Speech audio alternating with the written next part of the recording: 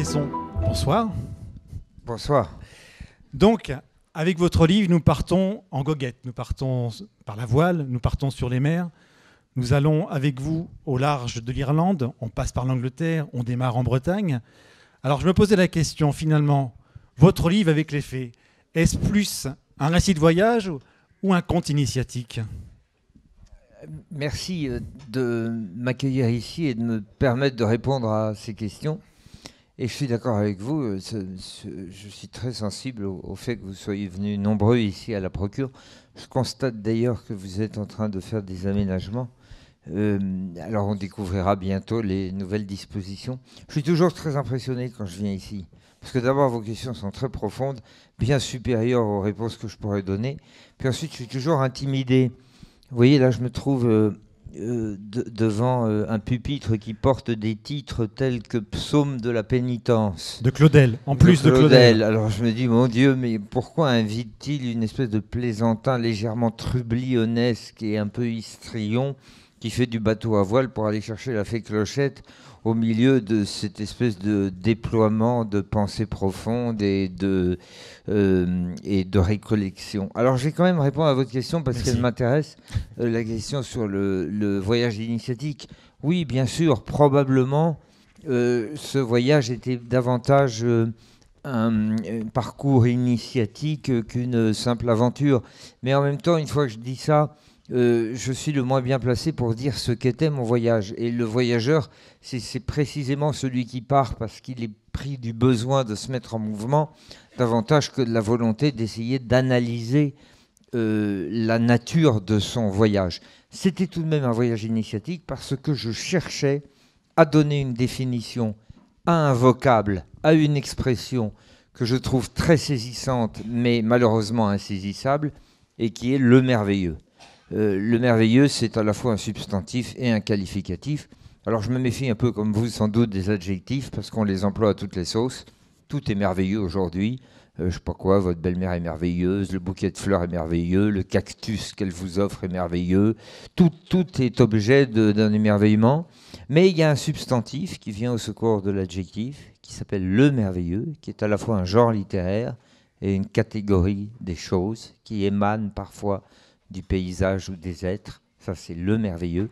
Le substantif m'intéresse plus que le qualificatif. C'est lui que j'ai essayé de trouver. C'est son contour que j'ai essayé laborieusement de définir. Et je crois que pour cela, oui, c'était un voyage initiatique. En tout cas, j'ai essayé de m'initier à ce que je peux appeler le regard féerique. Regard féerique, soit, et regard féerique également à travers le paysage que vous avez parcouru. Parce que c'est vrai qu'on change d'éléments, on change d'univers. Et vous découvrirez, pour les lectrices et lecteurs qui n'ont pas encore eu la chance d'avoir l'effet entre les mains, de voir en effet qu'on change d'univers, on change d'éléments parce qu'on vous a connu sur les chemins de traverse, et là vous êtes sur l'eau, vous êtes en mer. C'est presque un voyage immobile parce que vous êtes seul à la barre, face aux éléments, face à un élément qu'on ne vous connaît pas, peut-être aussi. Et comme vous dites dans une phrase, le paysage change-t-il le caractère de l'homme ? Alors est-ce que ces paysages des mers celtiques a quelque part un peu changé votre caractère ? Le mien, je ne sais pas, mais celui des hommes qui vivent au bord de la mer, oui, je crois pouvoir le dire. Alors d'abord, je précise une chose, c'est que j'étais pas seul à la barre. J'avais des camarades. Je trouve que l'avantage de la navigation, c'est que ça vous permet de bâtir aussi une histoire d'amitié. Moi, j'aime partir en bande à part, mais en bande quand même. J'avais deux amis. L'un qui s'appelle Arnaud Humann, qui a vécu pendant 30 ans sur les bords du lac Baïkal en Sibérie, et l'autre qui s'appelle Benoît Leterron, et qui était un ancien militaire, ancien parachutiste des unités spéciales, qui pendant 10 ans a servi dans l'armée, et puis qui maintenant s'est reconverti en capitaine de bateau. C'est dire que j'étais bien entouré, parce qu'eux, ils savaient comment piloter un bateau. Moi, j'ai toujours pallié mes déficiences par une grande science de l'entourage. Je sais m'entourer assez bien, ce qui est pratique quand on a des faiblesses. Parce qu'on dit, on dit à ses amis, montre ma force à monsieur, ou montre ma compétence à cette rafale de vent, et puis tout se passait bien. Alors maintenant, je réponds à votre question sur le paysage et son influence. Bien sûr, il ne faut pas, enfin j'essaye de me prémunir de ce penchant, croire que l'homme est déterminé par son milieu naturel, parce que là on tombe dans le déterminisme géographique qui a été très à la mode au XIXe siècle et dont nous revenons pour le meilleur. Mais cela dit, il faut distinguer le déterminisme de l'influence.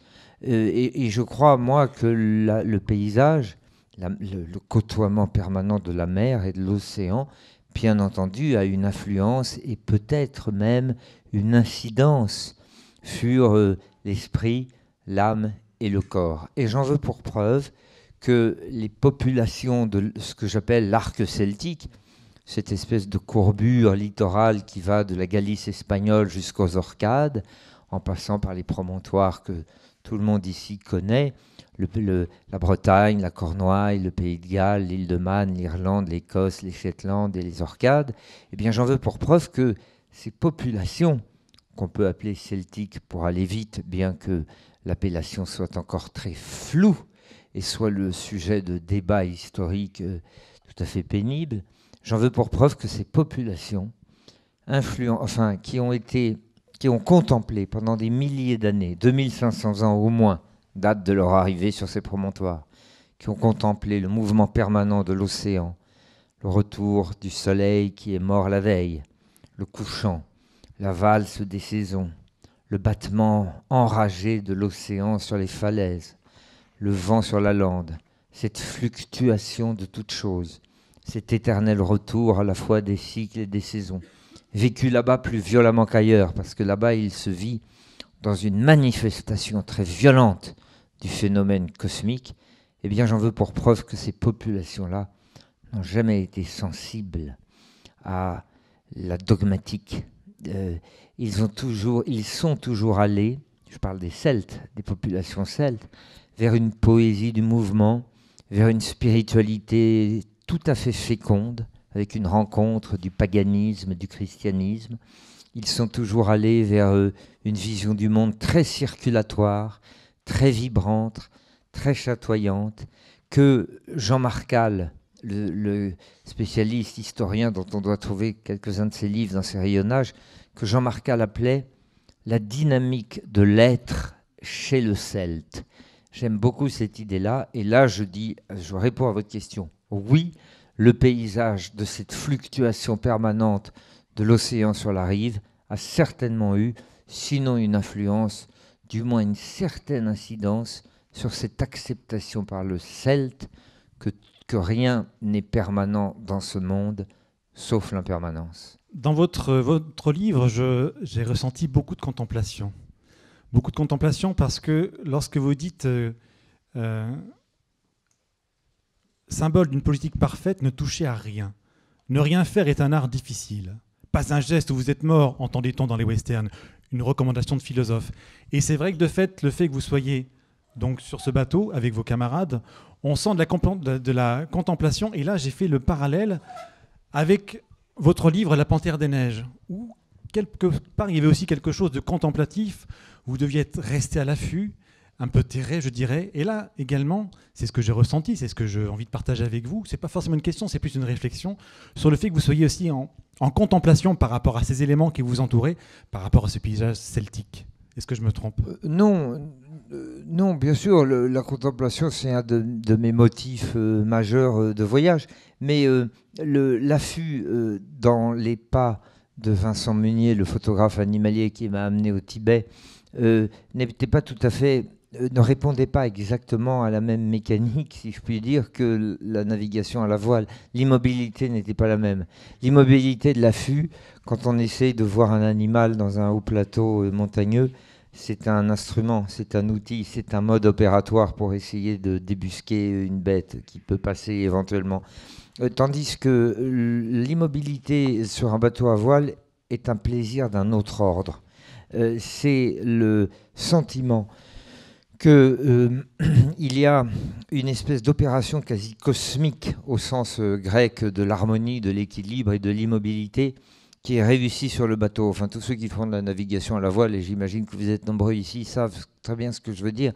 C'est-à-dire que vient un moment où la navigation est réussie quand le réglage de toutes les forces qui sont contradictoires, la force de poussée, la force de gîte, la force du vent, la force de résistance de la mer, la force du poids du bateau, toutes ces forces qui se contredisent finissent par s'absorber et une équation se résout qui converge dans un point très précis du bateau qu'on appelle le point vélique, V-E-L-I-Q-E, qui se trouve en général légèrement en dessous du pont, quelque part sur le mât. Les géomètres et les physiciens fixent très bien ce point sur les bateaux, et qui est le point de convergence de toutes les forces contradictoires qui finissent par avancer. À ce moment-là, le marin, quand il réussit le réglage parfait de son bateau, se retrouve pendant quelques minutes dans une expérience tout à fait cosmique, antique, de l'harmonie totale des forces, où il n'a plus besoin de bouger. Tout est à l'équilibre et le bateau avance. Et ça, c'est un moment qui est une immense jouissance de l'être. Donc là, il y a un caractère plus mystique peut-être de l'immobilité que lorsqu'on attend transi de froid qu'une bête arrive, où là on oppose simplement à la fugacité et à la perfection d'un animal l'instrument de son immobilité. Là, l'immobilité sur le bateau est d'un autre ressort. Elle est beaucoup plus intérieure et c'est une jouissance d'avancer alors que pourtant on ne fait plus un geste, d'où mon expression pas un geste ou vous êtes mort. Pas un geste, et beaucoup de phrases autour de cela. On va revenir sur le titre, avec les faits. Parce que des fois, il y a des injonctions paradoxales ou contradictoires sur le fait que cette invitation que vous nous faites avec les faits, où vous convoquez les faits de votre enfance, il y a beaucoup de questions que vous vous posez. Pourquoi revenait-elle, les faits de mon enfance? Pourquoi donc a-t-on brûlé les faits de mon enfance? Et est-ce que vous avez réussi à trouver des éléments de question par rapport à ces faits, par rapport à quelque part cette quête du Graal que l'on abordera un peu plus tard? Finalement, comment vous avez réussi à répondre à ces questions autour des faits de votre enfance? Alors d'abord, je veux vous remercier de ce qui pourrait paraître chez vous un embryon de critique et qui porte sur le sentiment d'une contradiction dans ma définition du merveilleux ou du regard féerique. C'est pour moi quelque chose qui est plutôt à porter au crédit du chercheur, la contradiction, parce que je procède autour de ce mot dont je disais tout à l'heure qu'il était très difficilement saisissable, bien que profondément saisissant. Je crois que quand on cherche à donner la définition à un mot, on procède comme un peintre par touche. Et avant que ne se dessine une forme générale, il a fallu appliquer maintes fois son pinceau sur la toile et donner des touches. Alors moi, je procède comme ça, j'aborde la tentative de trouver le cœur de la définition du merveilleux par toutes sortes d'axes différents qui peuvent donner l'impression d'une contradiction. Si vous aviez été plus gentil, plus amical, plus affectueux, vous auriez dit que c'était une définition un peu chatoyante. Et puis si vous aviez été plus cruel, vous auriez dit vaseux. Mais alors comme vous êtes un être médian, c'est-à-dire diplomatique, vous avez dit contradictoire. Mais c'est vrai, et je le reconnais profondément. Alors maintenant, je vais essayer d'aller un peu plus loin que cet aveu de la contradiction. Je n'ai pas trouvé les faits de mon enfance dans la mesure où je ne crois pas à la fée comme superposition surnaturelle à un phénomène. C'est-à-dire que quand je vois la beauté du monde dans un paysage ou dans un visage, j'essaye de capter l'émanation de ce que je vois sans avoir besoin absolument de me dire que cette émanation, ce phénomène, cette vibration, a besoin absolument que je décèle qui est à l'œuvre, en fait. Je ne sais pas si vous comprenez ce que je veux dire. C'est-à-dire qu'en fait, je me contente de l'immanence. Je n'ai pas assez de profondeur psychique, ni de surface intellectuelle, ni d'intérêt spirituel pour m'intéresser à autre chose que je reçois. J'ai malheureusement été doté d'un système sensoriel qui me suffit. Alors évidemment, c'est décevant parce que vous êtes des êtres profonds, vous qui pénétrez dans ce temple du savoir et de la profondeur de la foi, vous êtes des êtres profonds et moi, j'ai l'impression que je me contente un peu vite peut-être de la surface. Cela dit, à ma décharge, j'ajoute une dernière chose, c'est que une fois qu'on a reçu l'immanence des choses et qu'on s'est émerveillé, qu'on s'est agenouillé devant la beauté, c'est ça moi au début que j'appelle la fée. le merveilleux. Une fois qu'on a aiguisé son regard et qu'on a tenu en haleine son âme et son esprit pour capter tout ce que le monde, tout ce qui émane du monde et tout ce qu'il peut vous envoyer, peut-être alors peut-on s'occuper de chercher s'il y a un arrière-monde. Mais je crois qu'il faut chronologiser les choses. D'abord recevoir, d'abord vénérer, d'abord révérer, et ensuite peut-être se demander s'il y a un maître, un ordonnateur à l'œuvre. Vous comprenez, quand vous, je sais pas, vous devez aller au Guignol parfois, c'est pas loin, au Luxembourg, là il y a le théâtre de marionnettes. Mais moi je me souviens que quand j'étais enfant, j'allais au Guignol et je m'intéressais que au Guignol, que à la marionnette. Mais je me souviens d'avoir des petits camarades de mon âge qui cherchaient à savoir s'il y avait un marionnettiste. Eux, ils sont devenus probablement aujourd'hui des transcendants, quoi. Ils cherchent, ce sont des mystiques. L'enfant qui regarde davantage le marionnettiste que la marionnette deviendra probablement un religieux. C'est ce que je crois. Puis après, il y a une autre catégorie, c'est celui qui dénonce Guignol aux gendarmes. Alors lui, il deviendra un collabo. Mais moi, je m'intéressais d'abord à la marionnette. Et quand je suis sur mon bateau celtique dans les mers et que je vois la source, sur la presqu'île de Crozon, je m'émerveille sans avoir besoin ni d'imaginer qu'il y ait une dryade, une nymphette qui clapote ou un sylphe qui prend le soleil. Je me contente de ce qui émane de cette beauté-là. En cela, d'ailleurs, je rejoins, comme vous le savez, le troisième chapitre du 4e livre du génie du christianisme de Chateaubriand, où Chateaubriand explique, tout en se contredisant d'ailleurs quelques chapitres plus loin, que la dryade fait reculer la poésie, puisque n'étant pas capable de recevoir ce qui émane du monde dans sa simple et pure présence, eh bien à ce moment-là, évidemment, on se pollue le regard et l'esprit à imaginer toute une mythologie qui est à l'œuvre. Différents chapitres viennent rythmer votre livre. On part en Irlande, on part en Écosse, je fais dans le désordre, en tout cas. Et à un moment donné, il y a un chapitre où vous nous parlez du Graal. Le Graal. Et là, je me suis dit, ça y est, on l'a atteint. Ça y est, on va comprendre. Merci Sylvain Tesson. Et vous nous dites, et ça reste propre à votre philosophie, ma quête du Graal ne consistait plus à chercher, mais à décider qu'il était atteint. Alors, est-ce que l'objectif a été atteint ? Oui, alors cette formule, parce que malheureusement, moi j'enfile les formules, et quand on enfile les formules, ben on est un faiseur de colliers de perles, quoi. Et ça va pas très loin, il suffit de couper le fil pour que les perles se dispersent. Mais enfin, tout de même, cette histoire du Graal, moi, m'a beaucoup impressionné, parce que bon, ça fait très longtemps, comme vous tous, que je lis le cycle arthurien et les romans de la geste errante des chevaliers errants qui partent dans la forêt et demander au mouvement d'accomplir leur propre métamorphose. Enfin, ce truc extraordinaire qui a été le grand miracle du XIIe siècle, où Chrétien de Troyes et Geoffroy de Monmouth ont inventé quasiment le roman moderne en imaginant ces chevaliers qui partaient à la recherche d'une réponse, mais d'une réponse à une question qui n'avait pas vraiment été posée. En cela, il y a quelque chose de tout à fait circulatoire dans ce mythe du Graal, injecté par Chrétien de Troyes.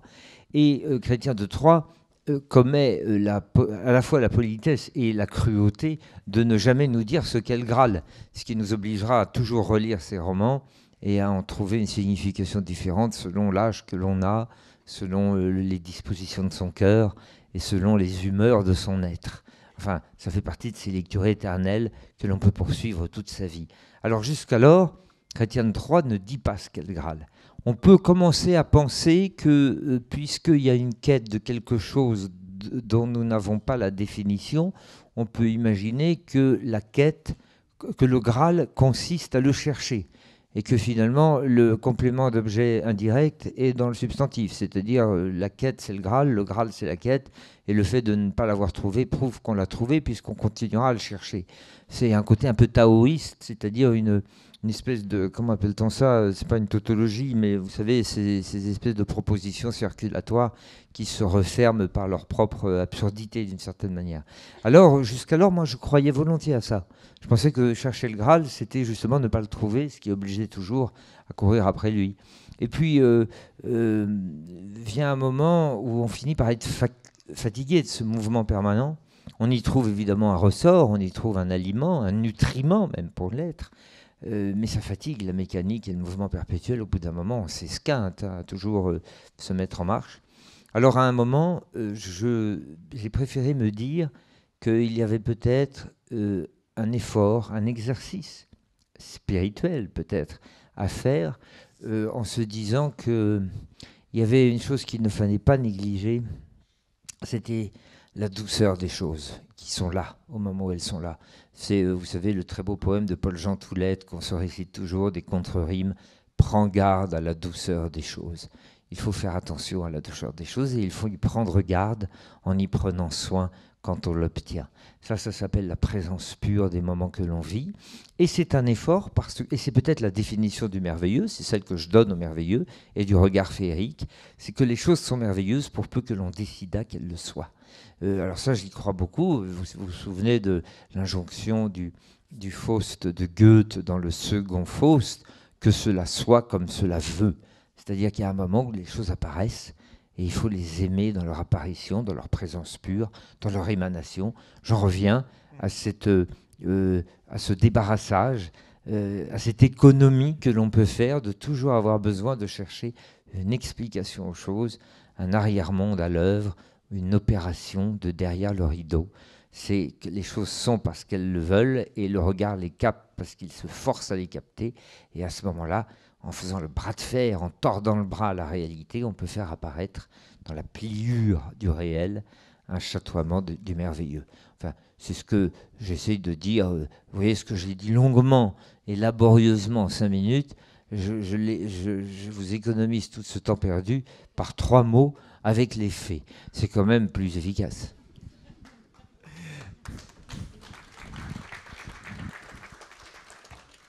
On va continuer avec les faits. Vous permettez ? On va continuer parce que après le Graal, ce chapitre qui s'appelle le Graal, où en effet il y a des questions que vous vous posez, vous avez répondu en 5 minutes et je vous remercie. Mais aussi on voit qu'il y a la camaraderie qui intervient dans ce chapitre du Graal, puisque vos amis sont avec vous, et même vous faites une petite escapade, puisque vous faites même de l'escalade à ce moment-là. Et je me dis, tiens, c'est intéressant, parce qu'il faut savoir que Sylvain Tesson, non seulement a le pied marin, et c'est toujours assez, comme dirait Audiard, c'est toujours curieux chez les marins, ce besoin de faire des mots, et vous n'avez pas attendu d'être marin pour faire des livres, et heureusement pour nous. Et ce que je veux dire par là, c'est qu'en effet, oui, vous avez pas mal crapahuté également. Vous avez sorti le vélo, vous avez posé le vélo sur les rives, sur les rivages. Donc il y a eu la mer, mais il y a eu également l'accès à la terre que vous avez voulu retrouver. Et ce que je trouvais intéressant, c'était, on arrive sur la fin du livre, je ne vais pas tout dévoiler, il n'y a pas question de dévoiler quoi que ce soit, mais il y a un chapitre également qui s'appelle « La vérité ». Et là, j'ai trouvé ça, encore une fois, comme le Graal, ça suivait le Graal, assez intéressant. Je me suis dit, mais finalement, on va nous parler de la vérité. Et finalement, dans ce chapitre sur la vérité, je n'ai pas pu m'empêcher de voir quelque part une fée qui était venue à votre rencontre, une fée qui était quelque peu incarnée, puisque vous dites que finalement que l'amour suffisait à donner à son visage, à la quête, son existence au Graal. Pour moi, ce n'est pas qu'une formule, encore une fois, avec enfiler des perles. Loin s'en faut, ça veut dire, j'ai trouvé en effet que ça résumait parfaitement votre parcours, votre initiation, surtout ce que vous vouliez, avec nous, lecteurs, partager. Encore une fois, l'amour suffisait à donner son visage à la quête, son existence au Graal, avec la rencontre avec une fée, et on laissera le lecteur comprendre. Oui, enfin, en même temps, ce qui est un peu désastreux dans cette longue approche vers ce que j'appelle la vérité, c'est qu'il m'a fallu quand même 52 ans de tournicotis dans une cage en plastique de hamster pour en arriver à ces évidences que dans la quête du Graal, il y a peut-être simplement un mouvement vers une présence. Et c'est effectivement ce qui m'arrive d'un point de vue, comme vous l'avez dit, incarné. Parfois, c'est quand même agréable, l'incarnation. Mais c'est ce qui m'arrive dans l'ordre tout à fait temporel à la fin de ce voyage. Donc, c'est vrai qu'on comprend bien qu'il y a aussi cette quête du Graal que vous recherchez. Il y a avec les faits qui sont là avec nous, qui nous accompagnent. Et je trouvais également, c'est intéressant, et ça m'a beaucoup aidé dans la lecture, toute la cartographie qui accompagne le voyage. Parce que c'est vrai que c'est toujours intéressant de partir en voyage avec une bonne carte, et je laisserai en effet les lecteurs pouvoir apprécier les différentes cartes qui viennent illustrer le voyage. Alors, je me suis posé la question, est-ce que c'est vous qui avez créé ces cartes, qui avez dessiné ces cartes ? Oui, mais enfin, c'est pas grand-chose. C'est le tracé à la plume du contour de la côte celtique. La côte celtique a ceci, enfin donc, ce que j'appelle la côte celtique, c'est-à-dire le fil du littoral celto-atlantique des Asturies espagnoles, de la Galice espagnole jusqu'au Shetland, a ceci d'intéressant que c'est comme une fractale.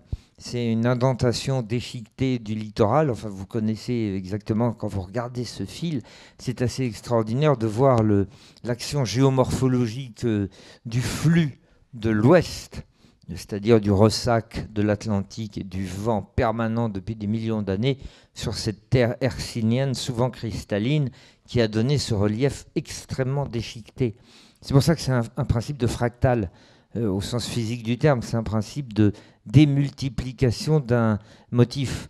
Quand vous avez une ria bretonne, c'est-à-dire une indentation, un rentrant de l'eau à l'intérieur de la terre, eh bien, chaque bras de mer qui rentre dans la terre comporte lui-même des bras adjacents qui eux-mêmes comportent des micro-vallons, qui eux-mêmes comportent des micro-ruisseaux, qui eux-mêmes comportent des micro-affluents. Si bien que c'est ça la fractale. C'est, quand vous dépliez tout ça, ça fait des côtes de milliers de kilomètres. Moi, ça m'a beaucoup fasciné, ce trait de côte. On appelle ça comme ça, d'ailleurs, un profil de côte ou un trait de côte. Et je me suis amusé à le dessiner, ce qui est très simple. Il suffit de reproduire sur la carte des atlas à la bonne échelle, et puis après de mettre le tracé de son bateau. Enfin, c'est pas grand-chose, c'est vraiment un tracé de côte. Si vous regardez l'autre côté du continent, ou l'autre côté de l'Angleterre, ou l'autre côté de l'Eurasie, soumis aux courants d'Est, qui sont beaucoup moins forts, eh bien vous voyez des arrondis. La péninsule du Kamchatka, ou bien la côte de la Manche de Tartarie de l'autre côté de l'Eurasie, ou bien toute la courbure de la côte anglaise sur son flanc oriental, est beaucoup plus lisse, beaucoup plus rectiligne. Il n'y a pas cette indentation, ce déchiquetage qui ressemble à une espèce d'électroencéphalogramme de cœur épileptique et qui dessine la côte celtique. Vous êtes très nombreux ce soir et Sylvain Tesson doit partir à 20h impérativement. Donc il n'y aura pas de questions au public de façon à ce que vous puissiez rencontrer Sylvain Tesson dans le cadre d'une dédicace. Et je vous propose, Sylvain, de finir par une petite lecture, un extrait. Mais écoutez, c'est difficile pour moi parce que j'ai été élevé, moi, par, d'ailleurs, beaucoup conseillé par mon éditeur qui s'appelle Olivier Frébourg, que vous connaissez, et à la méthode du gueuloir, qui consiste à corriger son texte en le lisant à haute voix, tel que le faisait Flaubert, d'ailleurs. C'est lui qui avait inventé le terme. Alors, moi, je veux bien dire, mais je vais trouver que c'est très mauvais. Vous m'avez dit oui en arrivant. Non, mais comment ? Vous m'avez dit oui en arrivant. Oui, je vous ai dit oui, non, mais je vais le corriger. C'est-à-dire, je vais dire, mais ça, c'est trop long, ça, c'est vaseux, et ça, il faut couper. Alors, moi, je lis quoi ? On part en Irlande. Le Connemara est un dos de bête usé. Le silence écrase ses pelades piquetées de lacs gris. Un paysage de retrait glaciaire à toujours des airs épuisés. Je pédalais 100 km dans ce sanglot. Roulé vers un voilier qui remontait au vent, convergence des luttes.